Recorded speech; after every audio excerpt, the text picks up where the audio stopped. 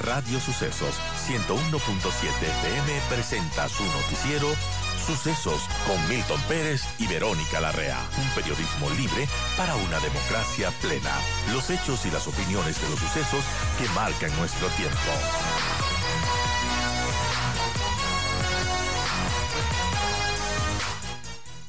Amigos, estamos ya de regreso, 8:46 de la mañana, y tengo un mensaje de Nissan. Si quieres desafiar todo lo que conoces de lujo y la exclusividad, esto es Nissan Qashqai, un SUV con ingeniería japonesa, ensamblado en Inglaterra. Nissan Qashqai con 5 estrellas de seguridad de la Latin NCAP y la Euro NCAP, lo encuentras desde $32,990. Esto es Nissan Qashqai, definitivamente, esto es Nissan. Milton.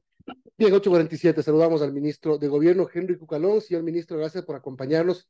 Si bien no es un tema del Ministerio de Gobierno, más bien del Ministerio de Energía, yo creo que en este momento sobrepasa el tema del Yasuní a una cartera de Estado, porque lo veo al gobierno preocupado, aunque a lo mejor no debería estar, porque será después de de la gestión del gobierno de Guillermo Lasso, lo que pase con la decisión de la consulta popular. Pero veo que el gobierno está preocupado por el tema del Yasuní. Buenos días, gracias por la oportunidad, como siempre. No, no es un tema de cartera de Estado, involucra a todas las carteras, involucra al gobierno, al Estado, al pueblo, al futuro mismo. ¿Quién puede estar en desacuerdo con el respeto irrestricto al medio ambiente, inclusive con la explotación responsable de los recursos naturales? Aquí el debate se da en el caso que se tome esa decisión vía consulta popular. Es un caso medio inédito porque ya se está explotando, no es lo lógico hubiera sido antes, por así decir, esos recursos que al día de hoy se calculan más o menos, no sé la cantidad que dijo el ministro, pero hay informes que dan entre no menos de 1.000 a 1.300 millones de dólares anuales, que esos recursos son básicamente para inversión, no son para gasto corriente. De ahí sale todo lo que es materia de inversión en seguridad, en salud, educación. Creo que es el momento que con pedagogía abramos un debate. Señores, ¿de dónde van a salir esos recursos que se necesitan permanentemente, urgentemente, para poder aliviar un país que vive en permanente crisis? Ese básicamente es la preocupación legítima, ciudadana, inclusive no estando en desacuerdo per se con el tema medioambiental. Así que creo que de forma responsable todos, inclusive ustedes, nos pueden ayudar a la ciudadanía a llevar este debate adelante. Es lo que estamos haciendo, Sí, por preguntando a la supuesto. gente y a expertos sobre el tema para que la gente tenga claro, además, porque muchos no conocen. El Chocó Andino es un tema muy desconocido para muchos de los Muy pequeños que van a focalizado. ir. Exactamente. Y lo de Yasuní también, además que la pregunta suena confusa, la respuesta. Y hay un tema adicional, si me permites, Claro. también motivo de preocupación, no el concepto, sino el aterrizaje, lo que podría conllevar a lo mejor de indemnizaciones con el tema contractual con las compañías que están explotando, etcétera, entre otras cosas, por un tema de seguridad jurídica, en el caso que se pudiera o se dé la respuesta positiva al pueblo, ¿no? Bueno, esto lo decidió la Corte Constitucional. La Corte Constitucional que fue de alguna manera reprendida públicamente por el presidente de la República con una carta que envía la semana pasada. Primero, se tomó como 2 semanas del presidente, es como que se quedó pasmado el gobierno luego de recibir los dictámenes sobre los 2 decretos ley. Luego lo pensó un poco y le cayó a la Corte. ¿Por qué se demoró tanto? Mire, es que hay que separar los momentos jurídicos de lo que es una posición conceptual e histórica. Apenas salieron los decretos, los dictámenes sobre los decretos leyes, uno favorable y uno desfavorable, más allá que los respeto, pero no los compartimos, nosotros inmediatamente hicimos declaraciones. De forma inmediata, de forma pública, el gobierno nacional, el ministro de gobierno, manifestando nuestro desacuerdo, pero respetando el fallo y diciendo el por qué. Así que la respuesta fue inmediata y sin perjuicio que en las próximas horas o días, cuando presentemos otros proyectos de decreto ley, sigamos motivando el por qué consideramos que es económico urgente los proyectos que se envían. El presidente de la República consideró necesario, válido y legítimo poner su posición inclusive ante la historia. Si uno revisa el documento, que tiene conceptos claros, firmes, con los cuales se puede estar de acuerdo o no. Eso es vivir en democracia y en un Estado de Derecho, respetando la independencia de funciones. El presidente dice al principio, yo respeto su criterio, respeto su precedente, pero no lo comparto, porque creo que otras personas han leído otra carta, por si acaso. Es una carta firme, sí, donde jurídicamente él les da a hacer conocer, básicamente, no solamente a la Corte, porque más que un documento jurídico, un documento histórico, para dejar sentada su posición, inclusive ante la historia. ¿Por qué? Porque sin perjuicio que creo firmemente, yo he defendido la labor de la Corte Constitucional, he defendido su independencia, he defendido su honestidad, he defendido su capacidad, e inclusive cuando no he estado de acuerdo, como académico, en algunos fallos polémicos que yo sí los he respaldado básicamente en avances sociales, o inclusive ahora, estando en el gobierno, uno debe respetar, inclusive en el desacuerdo, pero hay un factor que a nosotros sí nos llamó la atención. Yo siempre pensé que la Corte podía dar de baja o no aprobar uno que otro artículo porque se contrapone con la Constitución. Y está bien, ese es su rol. Nunca me imaginé que iban a calificar la urgencia económica, ese es el tema, yéndose en contra de sus mismos precedentes. O sea, se fueron a una actividad legislativa. No, una actividad que es del Ejecutivo. El Ejecutivo, cualquier presidente, es el que califica si un proyecto es urgente en materia económica, porque ¿cuál es el principio? Si yo mañana enviaba una reforma penal vía proyecto de decreto de ley, está bien que la Corte me lo batee.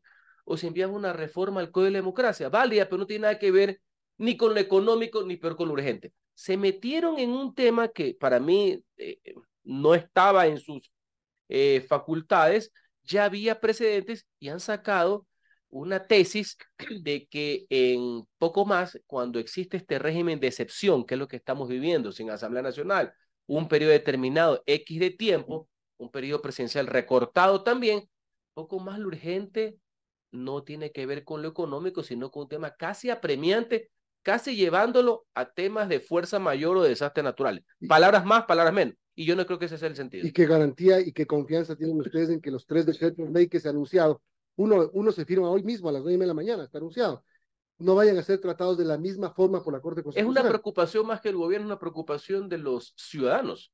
Y por eso, inclusive yo les manifesté a los magistrados de la Corte de forma conceptual e institucional esa preocupación de que podríamos llegar a un tema de parálisis de ciertas actividades de gobierno vía decretos, leyes. Creo que ese no es el sentido.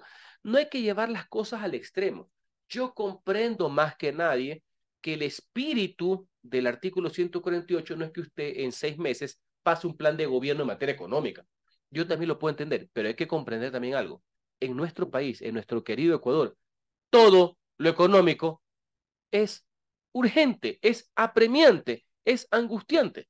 Son las 8:53, estamos conversando con el ministro de Gobierno, Henry Cucalón. Señor ministro, buenos días. Y quisiera que nos cuente sobre estos nuevos decretos que estarían listos ya para enviar a la Corte Constitucional. El uno ya se conoció, se relaciona con el tema del fenómeno del niño y todas sus repercusiones económicas, y también el otro de finanzas públicas, que también usted ha mencionado, bueno, son temas urgentes. ¿De qué se tratan estos decretos? Se está todavía trabajando en aquello. Otro tiene que ver con temas de deudas, de becarios, de todo lo que es el sistema de Senacid, por así decir. Se han dado casos sí, que no tienen lógica alguna, y nosotros consideramos que eso es un tema que debe ser aliviado, que debe ser ayudado, y solo se puede hacer vía, y es urgente, y solo se puede hacer vía decreto ley. Ese lo vamos a firmar ahora en la mañana, y se está trabajando en 2, 3 más que van en la línea de lo que usted está conversando. Por ejemplo, en lo del niño, que va a ser en los próximos días, hay varios temas en materia de reformas a contratación pública para hacer mucho más rápido el tema ahora que se nos viene. Y esto es un tema que tiene que ver con la prevención que debe tener tanto para el evento del niño, tanto el gobierno central como otros que juegan un rol importante, como son las prefecturas, como son las municipalidades, que son los GATS, que también tienen obligaciones en materia de prevención. Entonces, tiene algunos temas en esa línea, y lo otro que tiene que ver con finanzas públicas para blindar aún más todo lo que significa el manejo económico de un gobierno, inclusive más allá del nuestro, que tiene que ver con con temas financieros. Poco a poco les vamos a ir Pero informando el detalle. hay un tema puntual que se anticipó el otro Ujú. día que el presidente presentaba el plan de prevención del fenómeno del niño. Es cambiar el tema de la contratación pública para que los GATS puedan hacer alquileres o arrendamientos directos de maquinaria. Es uno de los temas que se está afinando. También hay otro tema, le estoy dando algunas ideas. Ajá. Hay que eh, afinarlas, si es que cabe el término.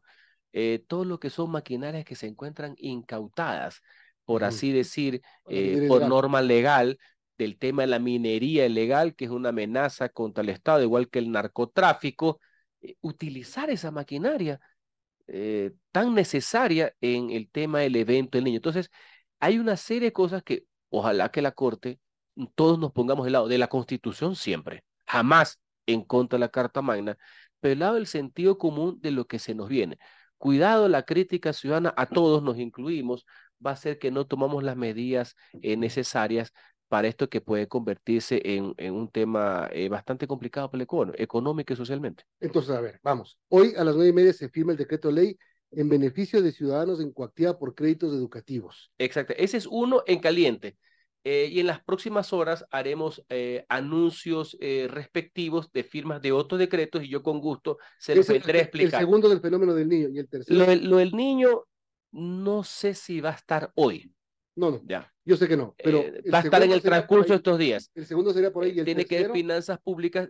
Yo oportunamente les informaré con muchísimo gusto al respecto. Tenemos que darle los últimos oiga, ajustes. ministro, ¿y ustedes han hablado con la Corte, con alguien de la Corte, con el presidente, aparte de la carta? ¿Creen que la carta es No, no, suficiente? mira, la carta no es un tema procesal, por si acaso. Yo sé, yo sé. Ese es un tema que el presidente consideró que era necesario que la ciudadanía conozca cuál es su posición formal, no solamente en entrevistas, posición, una declaración, un statement que se hace en declaraciones, pero no, una situación inclusive ante la historia, porque tiene que ver con sus facultades. Cuando se hicieron las audiencias, porque la Corte se tomó todo el tiempo, ahora ya sabemos que puede ser hasta 30 días, que puede ser más de un proyecto de decreto ley al mismo tiempo, todo el equipo jurídico de la presidencia, el Ministerio de Finanzas, dio la argumentación necesaria. Ahora la volveremos a poner tanto en la exposición de motivos que van a tener los proyectos de decreto ley, como me imagino que van a repetir el sistema de las audiencias. Ojalá que podamos caminar. Y si hay alguna observación que la cogemos, es una observación de carácter No jurídica. recibió respuesta el presidente sobre la carta enviada Hasta el al... día de hoy no, y no sé si, desconozco si hay una respuesta per se, porque insisto, no es un trámite jurídico per se, más allá que los señores magistrados tienen todo el derecho del mundo a manifestarse como a bien tuvieran, a lo mejor se manifiestan dentro de un dictamen, no sé, ese es tema de ellos se manifiestan a través de fallos, de dictámenes y de sentencias.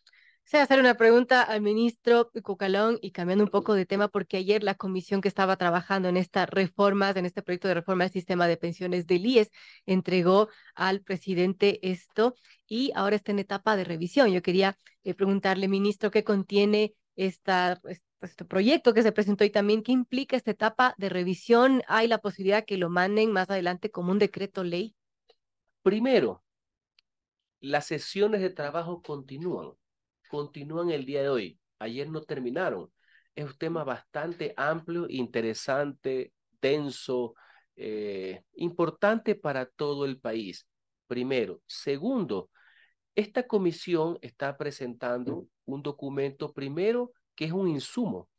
No es vinculante, no es un Así es. documento jurídico per se, es un documento justamente para ser debatido, que la sociedad la conozca, que el gobierno la conozca, la sociedad en pleno, los afiliados, los propietarios de la seguridad social, que son los afiliados, que no es gobierno alguno, valga la aclaración, y ponernos a pensar en una serie de decisiones que se tienen que tomar a futuro para poder proteger la seguridad social, para poder proteger los fondos y que haya una sostenibilidad del sistema. Ayer avanzamos una parte importante, hoy día falta la otra parte, es bastante amplio el tema y daremos los comentarios respectivos. Lo que yo saludo es que esto que es un insumo, reitero, no es una ley, no hay nada específico, es un tema que tenemos como todos, como sociedad, aprender a, primero, a ver de qué se trata, debe haber una difusión de estas ideas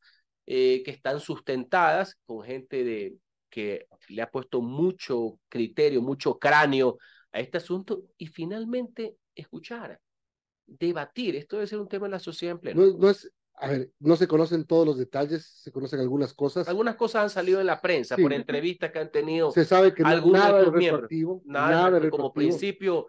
como principio básico, absolutamente nada es retroactivo. Hay temas que van en la línea, son ideas, nada del otro mundo, de que se debe mantener la edad, pero sí subir el tema de la cantidad de aportes, pero todos son ideas. Pero nada más. aquí hay criterios, por ejemplo, la representante de los empleadores en el Consejo Directivo del IES dice, es una importante oportunidad para el país que el presidente Lazo, le quedan 5 meses de mandato, pueda dejar presentado al país este tema e impulsado. Primero, porque es un tema políticamente difícil, ¿no? Sí, muy difícil, sí. Pero antes inclusive de tomar una decisión de que estos criterios valiosos, que estos insumos no vinculantes, por tanto no obligatorios de ser aceptados, se analicen y terminen en un proyecto de decreto ley, lo primero que debe existir es que todo el mundo lo conozca, que todo el mundo se apropie, que todo el mundo diga esto está bien, esto está mal, va por esta línea. Ese tipo de cosas que son en el fondo cambios conceptuales de fondo no pueden ser impuestos solamente desde el punto de vista legal, no solamente porque un presidente en su momento una asamblea o una corte así lo dispongan, deben ser la consecuencia de un gran consenso. Más allá que me dirán, a mí algo me gusta de la historia del derecho, que los grandes cambios que ha habido en esas y otras materias se han dado justamente en regímenes especiales de jefaturas supremas, entre otras, ¿no? Solo para que usted vea en el año 1978 cómo se aprobó el Código de Trabajo, por poner un ejemplo, en qué mandato. Y muchas de las cosas que ha habido en seguridad social han sido en regímenes especiales. Pero bueno, esa es la anécdota histórica. Lo importante, y agradezco por la oportunidad que ustedes lo ponen sobre el tapete, es que estos temas deben ser debatidos por la sociedad. Otro tema, y para terminar, ministro, es encantado. La telefonía celular en el país. Estos contratos que, ¿en qué estado están? El estado en que se encuentra actualmente, y alguna gente se ha preocupado y comprendo. Aquí hay una estrategia por medio, hay una parte formal que es la estructuración legal como tal de lo que serían estos contratos y una estrategia evidentemente que tiene el gobierno.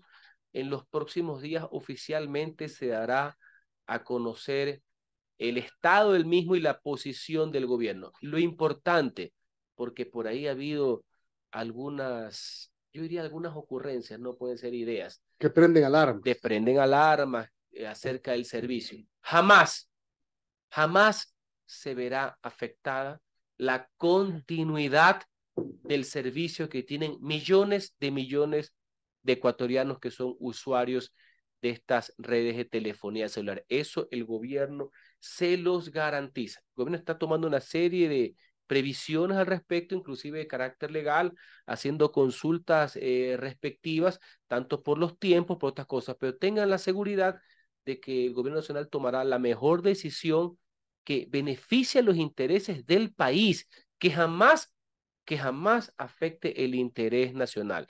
En los próximos días habrá una declaración oficial al respecto, pero yo como ministro, al igual que he hablado del tema de Yasuní y otros, yo soy una especie de coordinador entre los ministerios y hago una vocería. Yo llamo a la tranquilidad de que bajo ningún concepto estaría en entredicho el tema de la continuidad del servicio. Veo porque se puede haber politizado entre alguna gente que quiere que se firme a como dé lugar, hay toda una campaña mediática que le entiendo, es parte de las reglas del juego. Aquí estamos en una negociación, hay que entenderlo claro. Y hay otros que ya anuncian que no importa lo que se firmen, que lo van a... No, ese es un grupo, que lo van a tumbar, no es que lo van a cambiar, ¿no? Eso es un sector político que obviamente la palabra seguridad jurídica y estabilidad les apesta, ¿no? ¿Bien?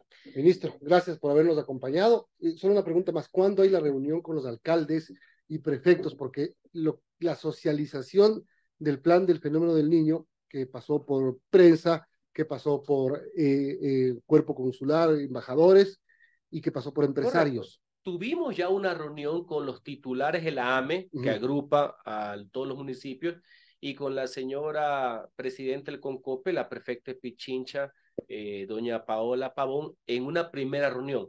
Ahorita estamos ya haciendo la planificación de lo que va a ser las reuniones por grupos e individuales. Son cerca de 147 municipios que serían, digamos, los directamente afectados con el tema, y hay toda una programación. 1, 2, pero no solamente es en Quito. Recordemos que parte del plan, y hoy día comienza, el señor vicepresidente de la República, que ha sido delegado, y yo lo voy a acompañar en algunas oportunidades. Hoy día lo va a acompañar el señor viceministro. Vamos a ir in situ. Vamos a ir donde están las comunidades, donde están los alcaldes y los prefectos, y comienza ahora, el señor vicepresidente va a visitar la provincia de Santa Elena. Entonces, hay unas globales que se hacen en la capital y hay unas que son en la misma comunidad, en la misma ciudad, en la misma provincia, y el señor vicepresidente hoy, el doctor Borrero, comienza por Santa Elena. Perfecto. Gracias, ministro. Henry Gracias Cucalón, a ministro de ustedes, como Gobierno. siempre.